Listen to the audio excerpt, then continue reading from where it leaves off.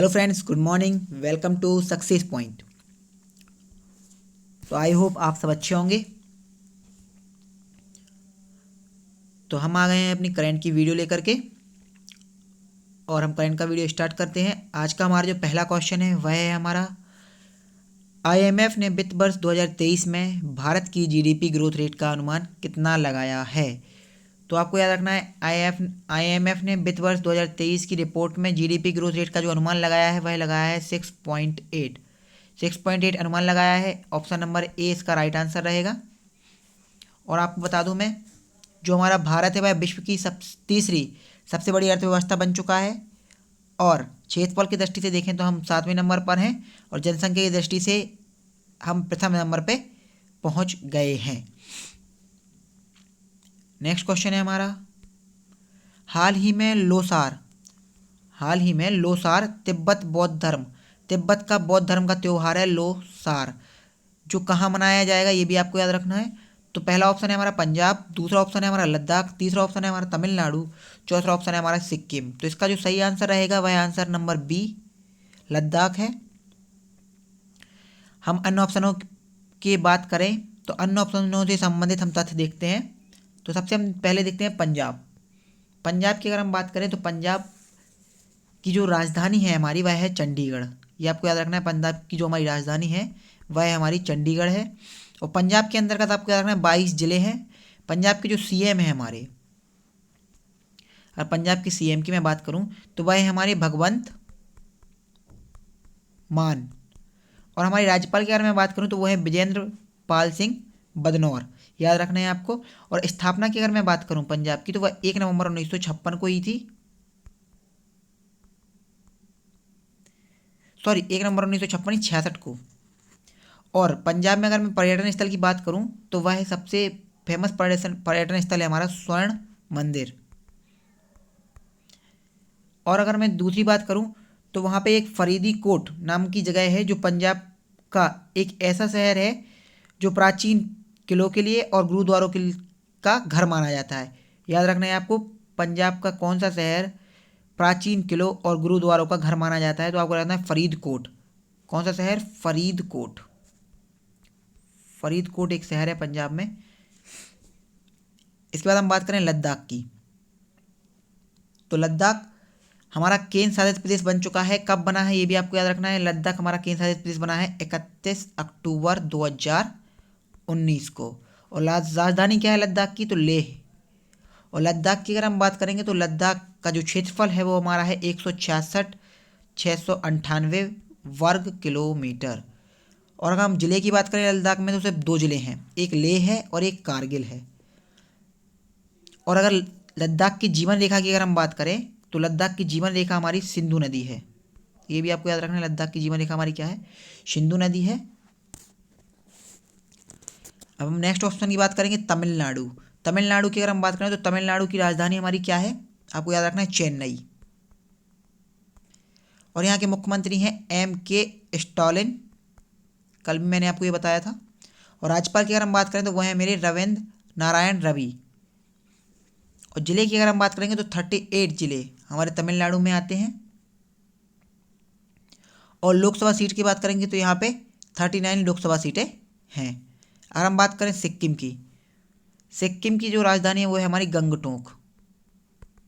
और सिक्किम के अंतर्गत 6 जिले आते हैं। राजधानी की अगर हम बात करें तो मैंने बता दिया आपको गंगटोक है। और राज्यपाल की अगर हम बात करें तो उनका नाम है गंगा प्रसाद। और सीएम की बात करेंगे उनका नाम है प्रेम सिंह तमांग।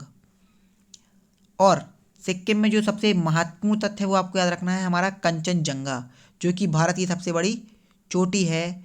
कंचनजंगा वह कहाँ स्थित है? तो ये भी आपको याद रखना है, वह हमारी सिक्किम में स्थित है। नेक्स्ट क्वेश्चन की बात करते हैं हम। हाल ही में इंटरनेशनल स्पेस रजिस्ट्री ने किसके नाम पर एक तारीख का नाम रखा है या नामकरण किया है? तो इंटरनेशनल स्पेस रजिस्ट्री ने एक तारीख का नाम रखा है, वह किसके नाम पर रखा है? तो ऑप्शन ए है हमारा कल्पना चावला, ऑप्शन बी है हमारा अब्दुल कलाम, ऑप्शन सी है हमारा अटल बिहारी वाजपेयी, ऑप्शन डी है हमारा प्रणब मुखर्जी। तो याद रखना है आपको, जो नामकरण किया गया है तारीख का वह किया गया है हमारे अटल बिहारी वाजपेयी के नाम पर। ऑप्शन सी इसका राइट आंसर रहेगा। अन्य ऑप्शन की अगर हम बात करें तो कल्पना चावला से संबंधित कुछ तथ्य हैं जो मैं आपको बताऊं। कल्पना चावला हमारी भारतीय अमेरिकी अंतरिक्ष यात्री थी जो प्रथम अंतरिक्ष यात्री थी भारतीय मुल्क की जो अंतरिक्ष में गई थी, और ये वापस लौट रही थी 2003 में। तो ये कोलंबिया अंतरिक्ष यान से वापस लौट रही थी, तो इनकी मृत्यु हो गई थी और इनके नाम पर एक सिग्नस जो स्पेस क्राफ्ट था उसका नाम रखा गया है कल्पना चावला के नाम पर, स्मृति में उनकी। तो याद रखना है आपको। हम अगर अब्दुल कलाम की बात करें तो अब्दुल कलाम को हम मिसाइल मैन के नाम से जानते हैं। अब्दुल कलाम जो कि हमारे भारत के क्या रहे हैं, राष्ट्रपति रहे हैं 11वें। 2002 से लेकर के 2007 तक अब्दुल कलाम हमारे भारत के राष्ट्रपति रहे हैं और इन्हें मिसाइल मैन के नाम से जाना जाता है। अगर हम बात करें अटल बिहारी वाजपेयी की तो अटल बिहारी वाजपेयी हमारे 10वें प्रधानमंत्री रहे हैं और याद रखना है इन्होंने 3 बार प्रधानमंत्री के पद पर बैठे हैं। पहली बार ये प्रधानमंत्री के पद पर बैठे थे 1996 में, दूसरी बार 1998 में बैठे थे और तीसरी बार की अगर हम बात करें तो 1999 में बैठे थे। अगर हम प्रणब मुखर्जी जी की बात करें तो ये हमारे 13वें क्या रहे हैं, राष्ट्रपति रहे हैं। 2012 से लेकर के 2017 तक इन्होंने शासन किया है और इनके समय में जो प्रधानमंत्री थे वो थे हमारे मनमोहन सिंह। याद रखना है आपको, मनमोहन सिंह इनके टाइम में क्या थे, प्रधानमंत्री थे। नेक्स्ट क्वेश्चन की अगर हम बात करें तो हमारा नेक्स्ट क्वेश्चन है वर्ष 2022 के लिए आईसीसी की टेस्ट टीम में जगह बनाने वाले एकमात्र भारतीय बल्लेबाज कौन है। तो आपको याद रखना है आईसीसी की टेस्ट टीम में जगह बनाने वाले एकमात्र बल्लेबाज की हम बात करें तो वह हैं हमारे Rishabh Pant. Option number D इसका राइट आंसर रहेगा। अगर हम केएल राहुल की बात करें तो ये हमारे भारत के बल्लेबाज हैं। सुमन गिल की बात करें हम, सुमन गिल भी हमारे भारत के बल्लेबाज हैं जिन्होंने अभी वर्तमान में न्यूजीलैंड के खिलाफ दोहरा शतक लगाया है। ये भी आपको याद रखना है, सबसे कम उम्र के खिलाड़ी हैं जिन्होंने दोहरा शतक लगाया है। विराट कोहली की हम बात करें तो इन्हें रन मशीन के नाम से जाना जाता है, ये आपको सबको पता होगा। और ये हमारे भारतीय क्रिकेट टीम के पूर्व कप्तान रह चुके हैं और यह आईपीएल की बेंगलोर टीम की कप्तान भी रह चुके हैं। ऋषभ पंत की अगर हम बात करें तो ऋषभ पंत हमारे इंडिया के विकेट कीपर साथ ही साथ बल्लेबाज भी हैं जो वर्तमान में एक्सीडेंट के कारण अभी टीम का हिस्सा नहीं है। नेक्स्ट क्वेश्चन है हमारा महिला प्रीमियर लीग के पहले सीजन 2023 के कितने टीमों का ऐलान किया गया है। तो यह पहला सीजन होने वाला है महिला प्रीमियर लीग का। इसमें जो टीमों का अनाउंस की गई हैं वो 5 टीमें अनाउंस की गई हैं, ये भी आपको याद रखना है। नेक्स्ट क्वेश्चन है हमारा हाल ही में लॉन्च ई निरीक्षण सॉफ्टवेयर, कौन सा सॉफ्टवेयर लॉन्च हुआ है। तो याद रखना है ई निरीक्षण सॉफ्टवेयर। इसके द्वारा क्या किया जाए तो क्षेत्रीय भाषा में जो उच्चतम न्यायालय था उसका निर्णय का अनुवाद किया जाएगा। तो कुछ क्षेत्रीय भाषाएं जिनमें अनुवाद किया जाएगा, तो इसमें ऑप्शन नंबर ए है मलयालम, गुजराती और उर्दू। ऑप्शन बी है नेपाली, मणिपुरी और कोंकणी। ऑप्शन सी है गुजराती, बोडो और डोंगरी। ऑप्शन डी है तमिल, गुजराती और उड़िया। तो आपको याद रखना है इसका जो ऑप्शन है वह ऑप्शन डी राइट आंसर है, तमिल, गुजराती और उड़िया। तो ऑप्शन डी इसका राइट आंसर रहेगा। अगर हम बात करें नेपाली, मणिपुरी और कोंकणी की तो ये हमारी राजभाषाएं हैं जो जोड़ी गई थी। 16वीं राजभाषा नेपाली, फिर मणिपुरी और कोंकणी है, याद रखना है आपको। और वर्तमान में हमारे संविधान में 22 राजभाषाएं हैं, ये भी आपको याद रखना है। और जो हमारी 15वीं राजभाषा जोड़ी गई थी वह हमारी सिंधी थी, फिर हमारी नेपाली, मणिपुरी, कोंकणी, फिर बोडो, डोंगरी, संथाली, ये सब जोड़ी गई हैं। इसके बाद अगर हम बात करें अगले क्वेश्चन की तो हमारा क्वेश्चन है 7वां गणतंत्र दिवस पर नई दिल्ली में दुनिया के पहले कोविड रोधी नासिका टीके इनकोवेसी को किसके द्वारा लॉन्च किया गया है। तो याद रखना है आपको ये जो वैक्सीन आई है कोविड रोधी, इसको किसके द्वारा लॉन्च किया गया है। तो उनका नाम है मनमुख सिंह मांडविया। मनमुख सिंह मांडविया जो हैं, अगर मैं बात करूं तो ये हमारे केंद्रीय स्वास्थ्य मंत्री हैं, ये भी आपको याद रखना है। अगर हम रामनाथ कोविंद की बात करें तो ये हमारे रक्षा मंत्री हैं वर्तमान में। नरेंद्र सिंह तोमर की अगर हम बात करें तो ये हमारे कृषि एवं किसान कल्याण विभाग के मंत्री हैं। और अगर हम बात करें पीयूष गोयल की, पीयूष गोयल हमारे वाणिज्य एवं उद्योग मंत्री हैं, ये भी आपको याद रखना है। नेक्स्ट क्वेश्चन है हमारा हाल ही में 30वां एकलव्य पुरस्कार किसे मिला है। तो 30वां एकलव्य पुरस्कार किसको मिला है, ये भी आपको याद रखना है। तो इसका सही आंसर रहेगा हमारा